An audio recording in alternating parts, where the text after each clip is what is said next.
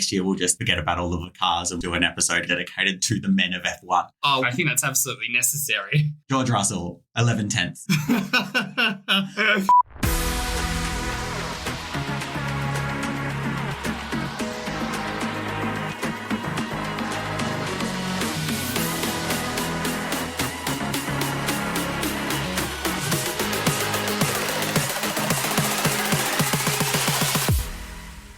Oh, hoi hoi, and welcome to another episode of Let's Talk. I'm Sean Polidano, your favourite silly goose, and I'm excited to talk to you about the recent news and off-track craziness of Formula One. Joining me as always is my good friend producer extraordinaire, Aaron Best. How are you today? No, I'm great. We're thriving.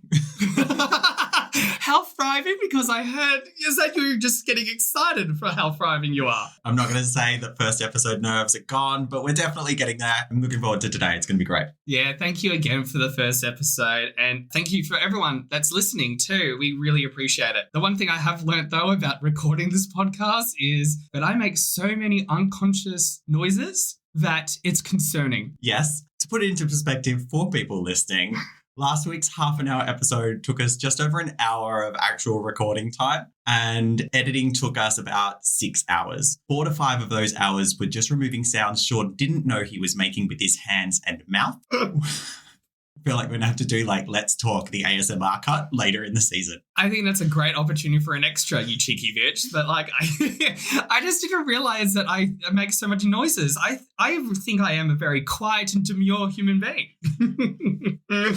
Now, if you hadn't listened to last week's episode, we started off discussing the first 5 teams and their car launches. This week, though, we're going to be focusing on the top 5 teams of 2023. And funnily enough, they're basically our favourites. Are we talking favourite drivers or teams?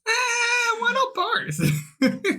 So this week we have Aston Martin, then we have your favourite driver at Ferrari, then your favourite team with McLaren, as well as Mercedes, and then last year's constructor champions, Red Bull. We are definitely at the pointy end of the paddock now. So I think the interesting part about being at the pointy end of the paddock, watching all these launches is I just feel, I'm just putting the energy out there, but all these car launches over the past week are not real. And what I mean by that is that I feel like there's a lot of fakery going on. There's a lot of trickery. And I just don't think they're probably showing the real car that we're hopefully going to be seeing next week when they're doing testing at Bahrain. Yes, I feel like the conversation this week has been a lot more about what they're not showing than what we saw last week in a lot of our car launches and some of the interesting ways that they're not showing things. I do know that Aston, Ferrari and Red Bull have all been on track for their allocated promotional days this week. Unlike next week's testing, this is purely an opportunity for them to get photos and videos of the car out on track. I think Aston's promo day was the same day as their launch. So you saw people actually standing next to the car as well and getting up and close and personal with the car. I saw Richard Morris, who is actually an openly gay motorsports driver and leader of Racing Pride. He was posting pictures from standing next to the Aston Martin. So he was getting quite close. Okay. Whereas the others, I didn't really see a lot of anyone getting near the cars. Everything that I saw was standing from back in the grandstands and even quite high in the grandstands and taking videos of cars coming down straights. Yeah, it is quite fascinating to kind of see. It's great to see that they are taking these cars out on track. I don't think we saw a lot of that in last week's liveries and car launches in there too. I think we did start to see a couple of cars go out on track. I remember seeing the Stake car go out on track, which was interesting because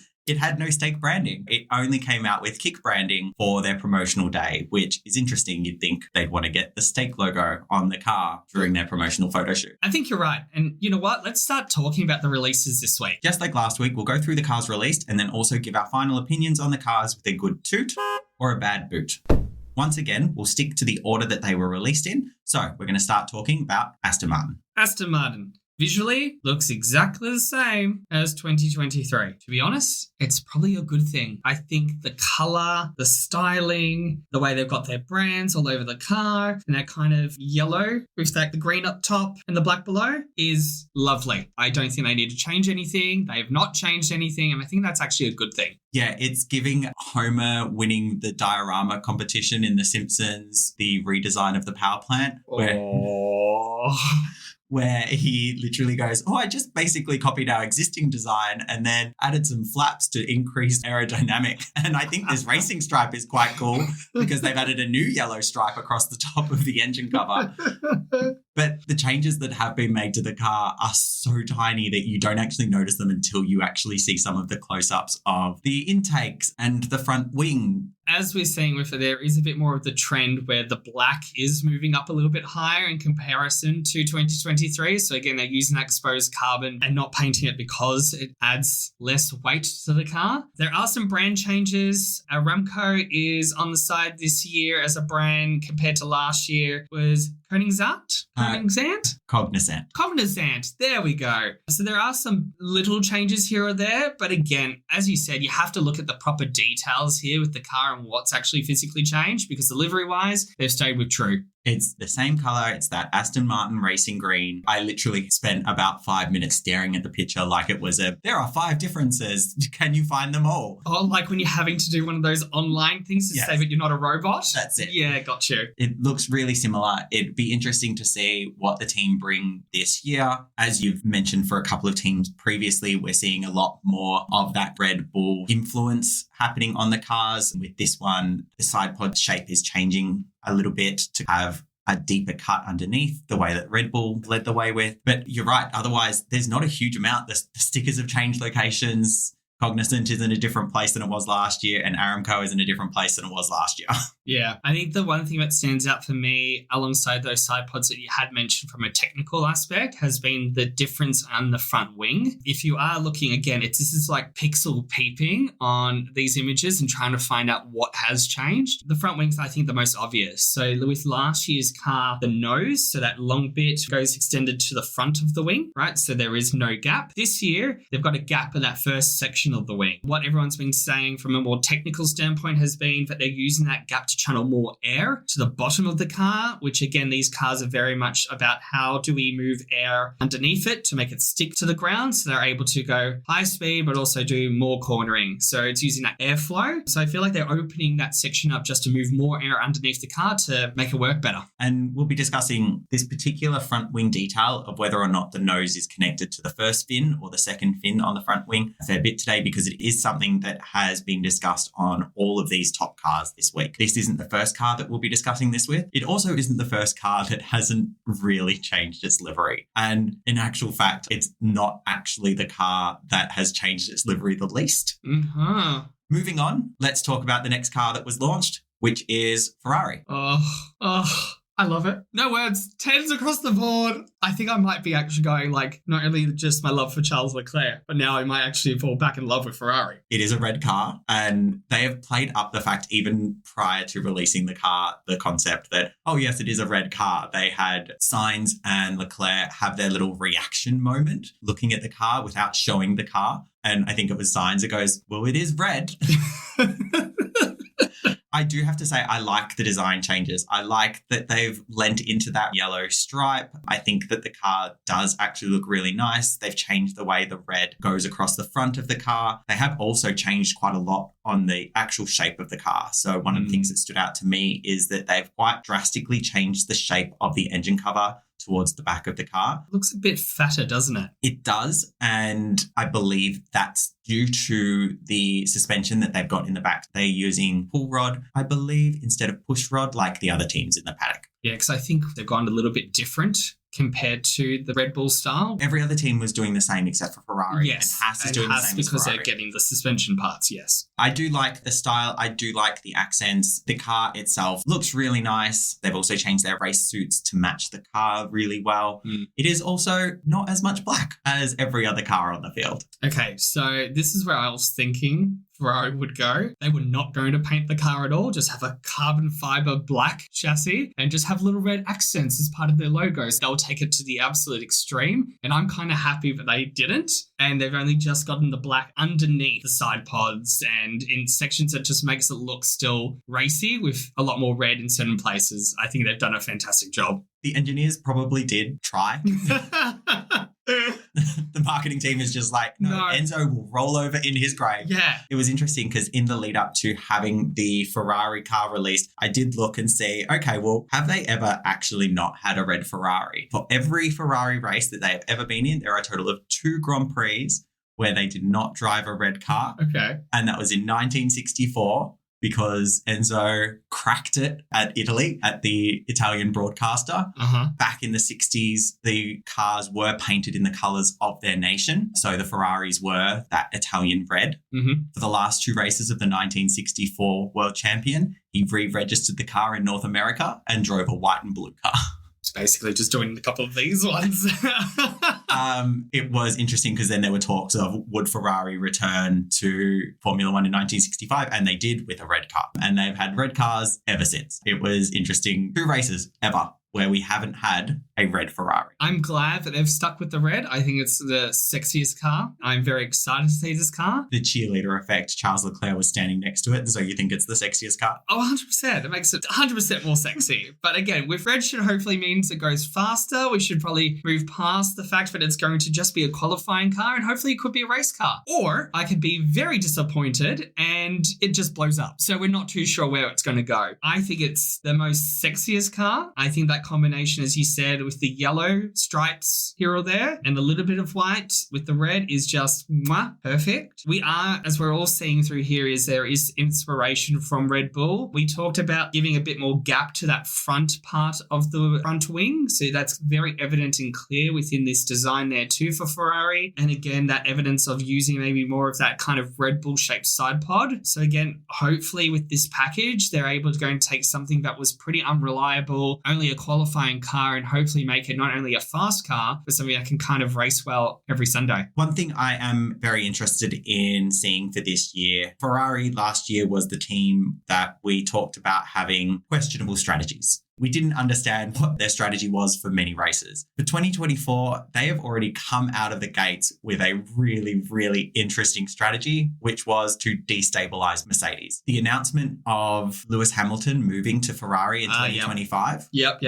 that has the potential to do a lot more damage to Hamilton's drive with Mercedes than it does to Sainz's drive with Ferrari. So I wonder whether or not the concept of announcing Hamilton's move to Ferrari weeks before the start of the new season is purely there to try and make sure that their season is better than Mercedes. It's literally what we discuss in every race. It's the undercut. Yeah, that's true. When you said strategy, I was thinking race day strategy, and let's be honest, they could still cock this part up. But no, strategically, in terms of undermining and taking away that kind of focus away from Mercedes here, because they were number 2 last year and Ferrari was number 3 in the Constructors' Championship because they just pipped them. Just by a nose. Yeah, it is a really good, as you said, destabilizing move. So then hopefully, this car is able to go and do its job on the track. But again, it just means that there is a little bit of that less focus with that Mercedes team for this year. It's a not bad idea. And yeah, if that costs Mercedes just a couple of points in any race, that's enough for Ferrari to get into that number 2 spot, which is worth millions of dollars. They still need a car that actually needs to run though. So again, good for qualifying, race strategies, race pace, etc. Not as great. And the drivers really much complained about that for those 2 key areas. Hopefully with this new 2024 car, not only does it look great, hopefully it can also go and perform. Moving on to McLaren. So this is your favorite team. You've got the orange hat. Yep. Admittedly, your orange hat has the number 3 on it. Yeah, well, that's a bit old now, but hey, still like wearing it now on occasion. We're just like, we'll sew over it with a number 4.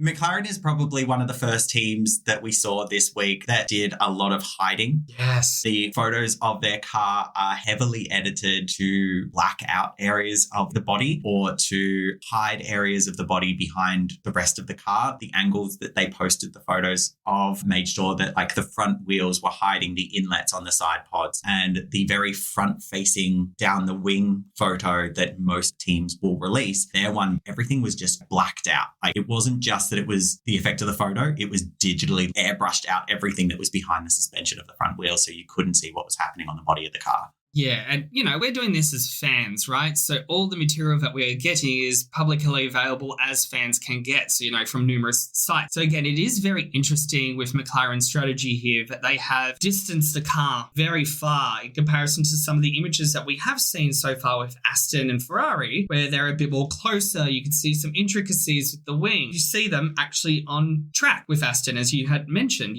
This is very interesting that McLaren are playing this type of game. They also didn't release a photo of the back of the car at all. Oh, didn't they? We don't have one. No, we don't. No, so that was a talking point, is that we don't know what their exhaust or what the back of the engine cover looks like at all. Yeah, interesting. I think it's a good thing, right? So as a commentator, it sucks because we can't give you much. But I think the fact that they are being sneaky means that they might have something that destabilize potentially Red Bull's championship run. They want to probably get 24 out of 24 races this year. Hopefully McLaren, they've got some components in there that they're going, this could be a race-winning car. So we don't want it to show this to everybody as yet. It's also interesting because they're also not saying that to anybody. All of the interviews with people like Zach and even Lando and Oscar, they're all playing down what they're going to do this season. They're all being very realistic as far as we'll see how the season comes out. We'll see what's going to happen. None of them are going, yeah, we think this car is great. Yeah, we think the car is going to win races. We're really excited to see how we perform this year. They're kind of just being very subdued in their promotion of the car. So do you think it's an strategy because they've got something that is unique, different, and potentially game-changing? Or do you think that they are being cautious because they're going to have more updates that might make this a competitive car? Given the way they were last year, as far as they started the season with a car that was okay, and they have over the last 2 seasons, in fact, they've relied heavily on upgrade packages through the season to make sure that their car is competitive by the end of the year. Which worked. Maybe they are deciding to be, okay, we're going to be a little bit more cautious at the start of the year about how well our car is going to perform. They do, as you've mentioned to me previously, they've got their new wind tunnel now. They're able to test and adapt their car much easier and much faster. It is going to be interesting to see whether or not they do come out of the gate limping as they have the last few years and have to fix themselves over the course of the season, or are they going to come out as a front runner straight away? I'm hoping for the latter there. It will be interesting to see where all these teams land, to be honest, especially when we're looking at testing week in that first race, right? I hope that it is that they're keeping their cards close and they come out at the gates running, but we'll soon find out. I think from a visual aesthetic thing that we can tell from these images is the fact that they have removed a bit of that kind of tealy blue color from last year's car. Yes. That's not evident across this livery here. And of course, there might have just been some small changes in terms of sponsor placement. But again, we really can't see much from these images. But I think that's been pretty much it from a McLaren perspective. And they do have the youngest 2 on the grid as a team. So it'll be interesting to see how well they do, because Oscar did last year come out of the gate running. It is also interesting to sort of think about the fact that Lando has announced his contract extension. Yeah.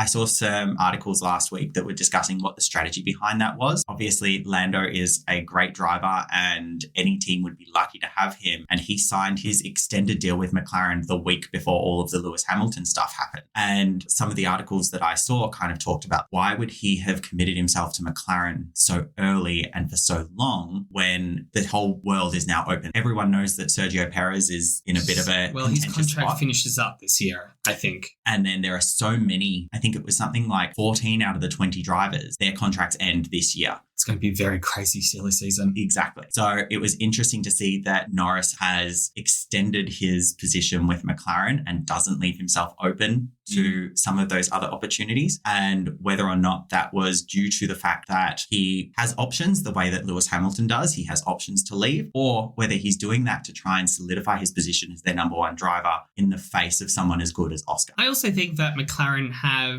what's the best way to say this? I think finally they have a direction. They finally have now the facilities. They know where they're going in terms of having the right personnel and the right structure. I think from a team management perspective, they've added some other other key people in particular roles. I think one of them has been ex-Red Bull. One of them might have been from Ferrari. Again, I think they've just now got finally that direction, the right package, and Lando wanted to be a part of that. But also from a McLaren perspective, they don't want Lando to go, right? So locking him down whilst all the silliness is then going on is a smart move on their end. We don't want another opportunity like with Oscar leaving Alpine as a reserve driver and falling into McLaren, right? It's 100% is an excellent move by McLaren. But strategically, I think it's a interesting move by Lando. Yeah.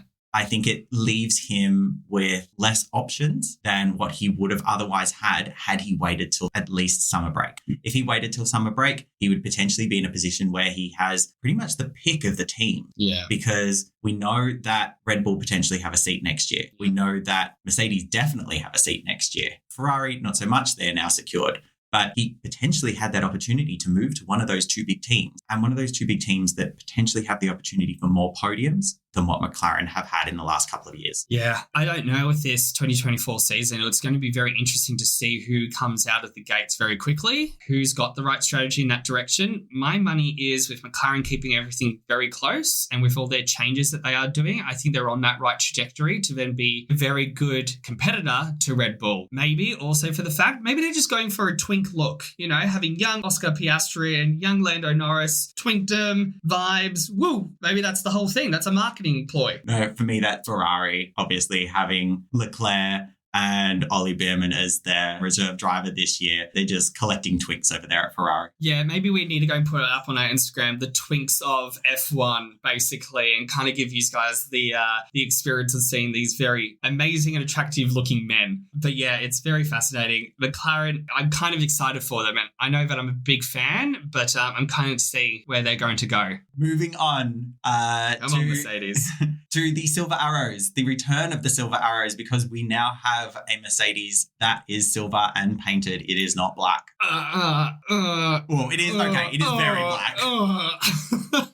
Again, stretch takers. It kind of looks like two of their old liveries have basically had a baby, which is this one. So to describe it to you guys, there is a lot of black underneath, right? So those side pods, the side profile is very much black, but it's actually quite lovely when you see it from front on, or that kind of 3/4 above angle. The silver is on that nose. It's all the way down to the back of the car. It does look awesome. I do like the little bit of changes here or there with adding the red at the top of the car where they've got the roll cage area and the bit of that air intake there to have the brand coloured within red there. So it just pops a little bit. But it is very much a black Mercedes, which we've kind of gotten very used to. One thing I do like about this car is that it probably has had one of the largest amount of changes that people are discussing. So in particular towards the front of the car, the front wing has been a very big talking point. It is interesting to see, again, similar to what we were discussing earlier about Aston Martin, they've taken the nose and it no longer connects to the very front fin of the front wing. It now connects to the second one to allow more air into the engine. In the promotional photos, the front wing looked fairly standard. Conventional, you can see, yeah. However, once the car went out on track, the third fin of the front wing, so there's first fin, which is closest to the ground, second fin and third fin all the way up. The third fin did not actually fully connect to the body of the car. It's a regulation that it has to. And so what they did was they made the fin stretch from the edges to about halfway, and then there is a slight wire that connects it to the body of the car. So that, again, creates a little bit more space for air to get through into the engine. It remains to be seen whether or not that's going to be legal.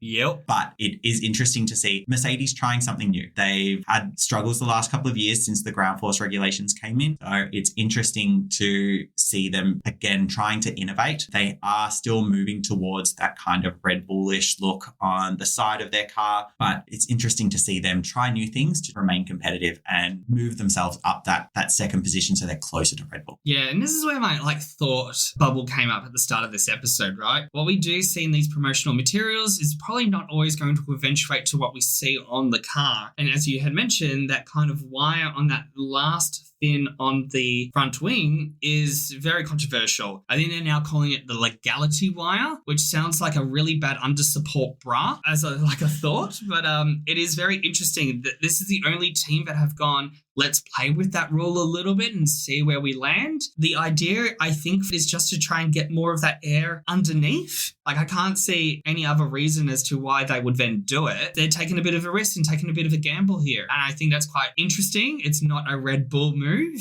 And I have to applaud Mercedes for giving that a bit of a go here. They are testing, but it also gives me the bit of that kind of question mark going, did Lewis Hamilton see this and be like, nah, I'm out. It's not going to work. So bye. It is interesting because they struggled with the new regulations for 2022. They made mistakes. They caused a lot of porpoising. Lewis Hamilton was outspoken about how disappointed he was in the car. And he has been outspoken about some of the issues with the car for a very long time. So is Toto. I think the entire team know where they're kind of like, it's been a very tough season, especially to be from champions and not understanding the rules enough to get to this car. And as you mentioned, Toto has been also outspoken about his disappointment in how the car is performing. Whereas this year he's come out and said that there are so many fundamental changes and he seems quite happy and quite excited for the season, unless that is just a facade because of the Hamilton news. Facade. Yeah. It's going to be interesting to see this car on track. I think from an other technical standpoint, what has changed with this car has been, how best do I describe this? The way they build their cars, they've basically got a centerpiece that is built in one kind of fashion. So it's built in one go. It's called the monocoque, and that's where the driver basically sits in the car itself. So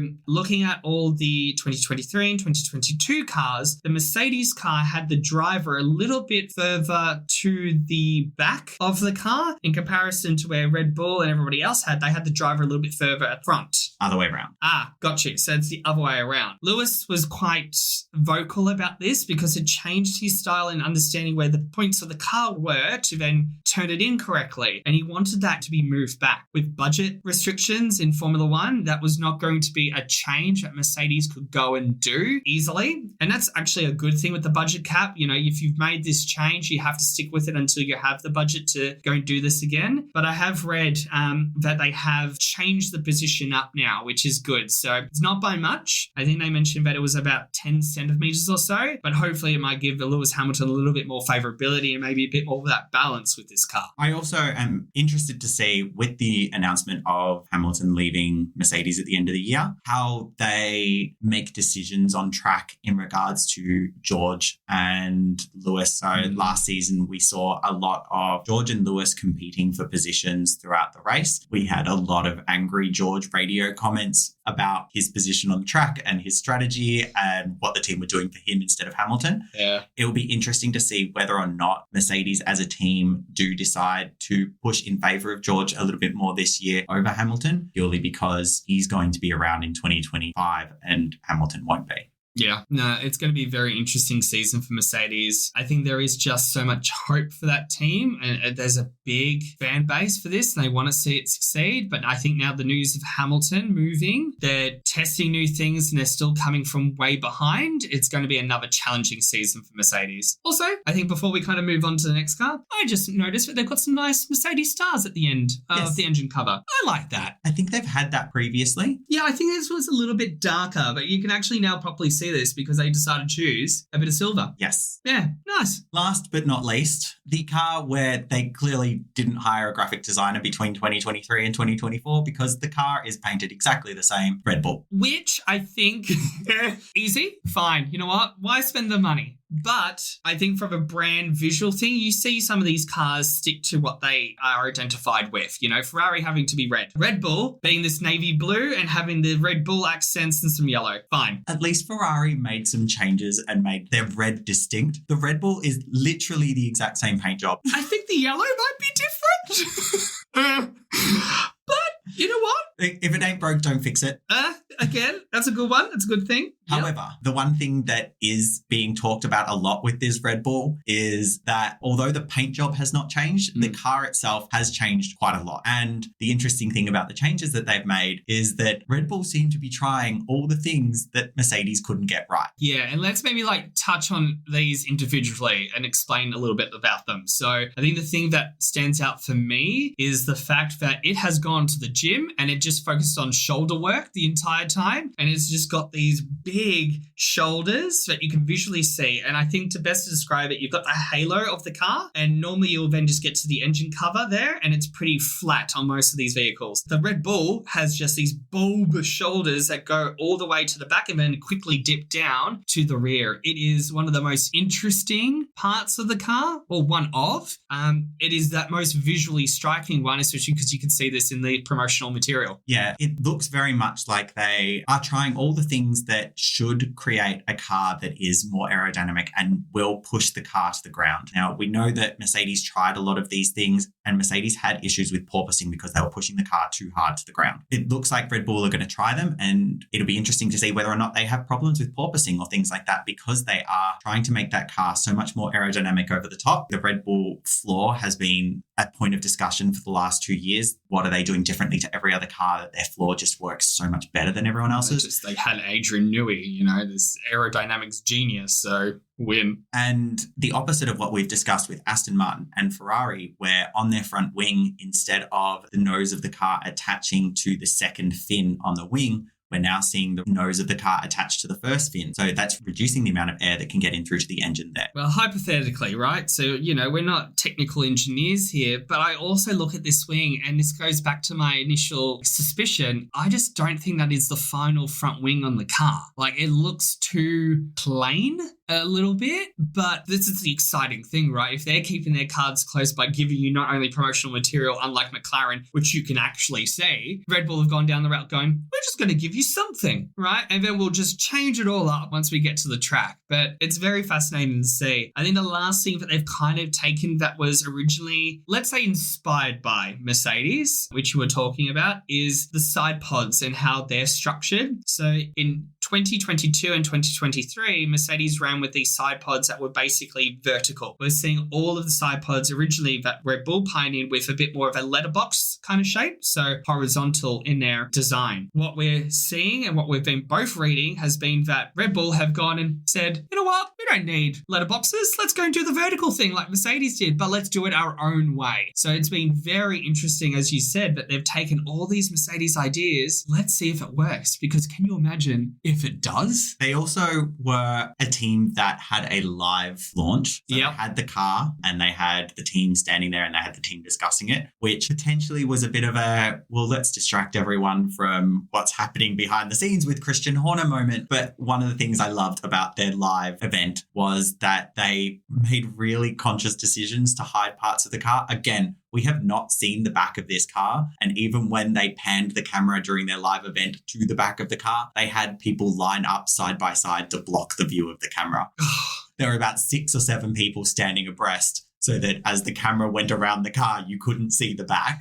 I would have loved to be hired to be one of those people. I just get to stand on stage, smile. They wouldn't even have to smile. They were facing away from the camera. All you saw were people's backs. Oh, wonderful.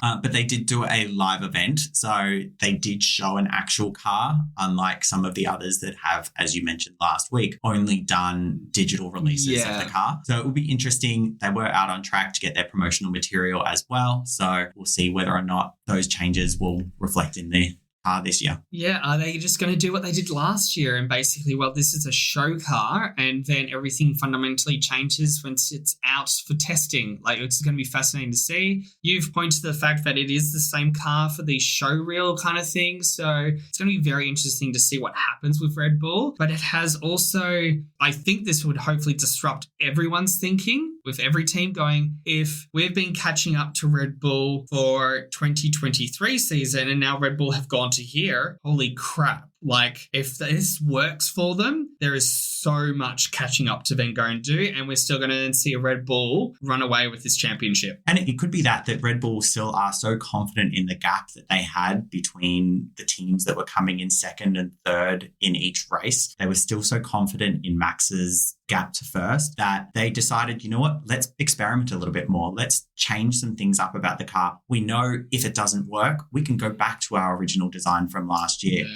So they know they have a car that is so much faster than everyone else's last year. Maybe they're confident that no one's going to be able to gain that 20 seconds a race back this year. Ugh. They might be able to pick up 10 seconds or maybe even 15 seconds, but maybe they're just looking at it going, we're so confident in the gap to second that we're going to have a bit of a play and see if we can improve the car even more. And they're willing to take risks to do that. Yeah, I think this is the exciting part about F1, right? When a team is doing so well and they're wanting to take risks in terms of the design philosophy, the construction or the engineering, why not go for it? You know, Red Bull have had that luxury of having a very fast car last year, and they could then play with these risks and also save their development money on these risks there too. So it is going to be very fascinating to see what happens with this Red Bull car in terms of its final design, but also to see it on track and how far it is ahead of everybody else. At the end of the day, I am under no illusions that we will not be hearing the Dutch national anthem dozens of times again this year. Best to learn the lyrics then, right? Okay, so those are the 5 cars. Before we move on, we'll run through and decide toot or boot. First up, Aston Martin. Toot, because I love the green. For me, there's just not enough change and it just kind of feels half-assed. So I'm going to go boot. Ferrari. Is there anything better than a toot? I love this car. They, despite the fact that they are a brand that is just gone, you know what, we're going to have a red car. They've done it really well. So definitely toot. It's so sexy. It's definitely a toot. McLaren. Didn't see much of the car, so boot. I like the fact that it looks a little bit more contemporary taking the blue out. I wasn't a huge fan of the blue, so it's a toot for me. Mercedes. I think they get a toot for the fact that it could be the legality wire phrase that people are using to describe that front wing. But overall, not much has also changed. Oh, boot. Did you change halfway through? I think I might have. I'm still deciding. Boot. Yeah, boot. I've never been a huge fan of the Mercedes brand, the silver, the green, the black. Not a huge fan of it. So I'm going to go boot. And Red Bull. Toot, because they stay with the same branding, but also it just looks like it's gone to the gym. I feel like Red Bull were using the exact same livery from last year. Admittedly, they've used the exact same livery for the last 10 years. Branding is fundamental. But the fact that they have literally gone with a little bit of a fuck you, trying all the things that Mercedes couldn't get right, I'm going to go toot. Oh. Flipping on that last bit. So, there are a few things I want to talk to you about before we finish up this episode, and they revolve around the car launches and everything that we have seen so far. Launch events, overall, are this very flashy, interesting thing, and we kind of understand what's going on in the direction of the car. Does a long launch event showcase the confidence in a team and their car? Well, so to put it into perspective, we've got Red Bull and Williams up at 27-minute launches, Mercedes at 11 minutes, Racing Bulls at 2 minutes. Everyone else was 90 seconds or less. Alpine was 19 seconds. Oh. I'm not sure that it is necessarily how confident the team are. I would potentially say that it is a reflection on how much the team want people talking about the car more than anything else. So you've got Red Bull with their contentious issue. So they're like, let's do a really big launch. Yeah. You've got Mercedes. They've got the loss of Hamilton, so they're doing a slightly longer launch. The other teams don't have so much going on for them. They're potentially just, here's the car, doing their bit and moving on to testing week. Yeah, I think you've hit the nail on the head there. I do think maybe the Red Bull one is a bit more of that distraction, but there has been so much change to that car as we've discussed. So again, having that launch, also with that launch there too, it was celebrating 20 years of Red Bull being part of F1 too. So they wanted to probably go and talk a bit more about the history. I think it really is where they wanted to focus with. I do have concern for Alpine. I don't know if they're going to actually have a good car this season. It is much of the same as what we kind of discussed last week there. So for them to have the lowest in terms of runtime does not surprise me. I feel like they're just spinning their wheels at the moment, trying to work out what they're doing. Phew. Okay, out of all the cars that you've seen so far, which are you most looking forward to see on track? I am looking forward to Williams. I'm excited to see what Albon and Lawson do this year. I'm excited to see how far Williams has come in the last couple of years. Doesn't feel like that long ago that we would watch a qualifying session and both Williams out in Q1 was just a standard thing to hear. And then last year we had Albon consistently getting himself into Q3. Yeah, I think for me it's going to be McLaren because they've kept everything so close to their their chest. I'm very excited to see what comes out on track and what they're able to go and do for that testing week there. I think it's going to be very exciting to see. Another question as we're rounding out this episode, what has been like the number one theme or trend that you've seen on these cars? As we've discussed quite a lot through the last couple of episodes, the influence of Red Bull's design on the cars is quite apparent. And the only car that hasn't shown Red Bull influence is the Red Bull. Perfect. Like, that is insane. But again, that just showcases that these cars, these teams are trying to catch Red Bull. But Red Bull's like, well, we're going to flip this script and go a completely different way. It is fascinating to see. And out of all the liveries, which sponsor do you feel like spent the most money this season? I'm going to say, and it is probably a waste of all their money, I think that Stake have spent so much to be where they are in the team, and half the season they're not going to be on the car. Yeah. And all I still want when I hear steak is food, not what they actually go and do. I think for me, no-brainer, Visa CashApp. Yes.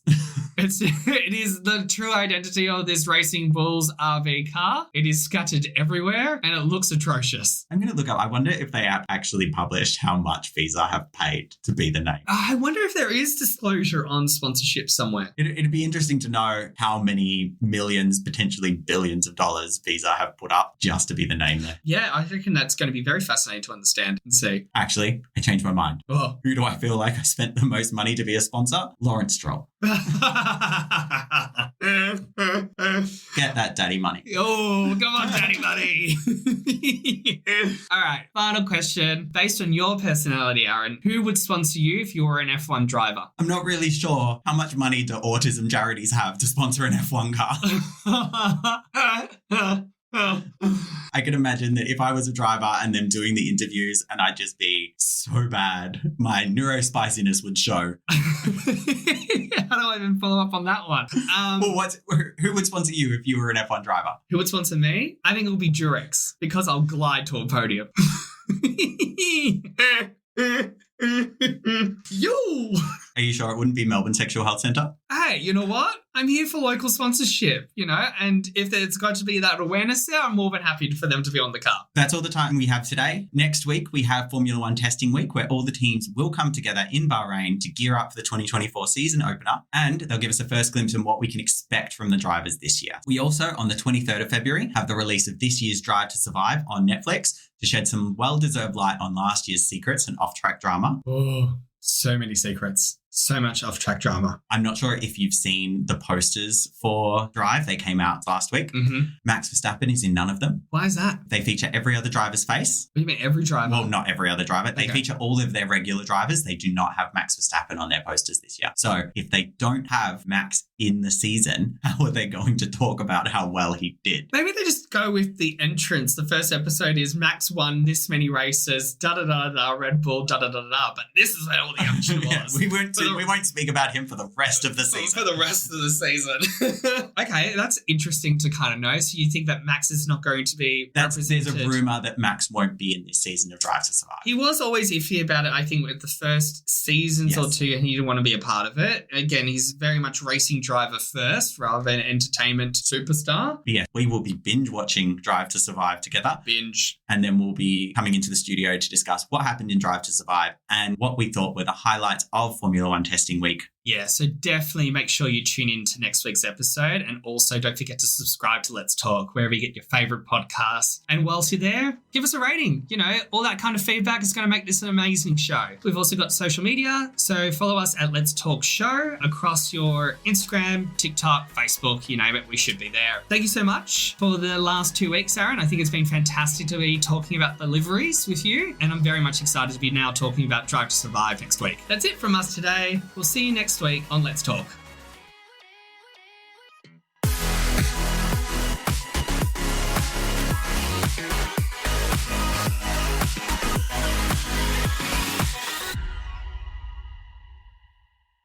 Let's Talk is hosted, produced, and edited by Shaun and Aaron Best. Our show is an entertainment podcast, and the views expressed by the host and guests are meant for entertainment purposes only. Let's Talk is recorded in Paran in Naarm, Melbourne, and we would like to acknowledge the Burrung people of the East Kulin Nation, the traditional owners of the land, and pay our respects to Aboriginal elders past, present, and emerging.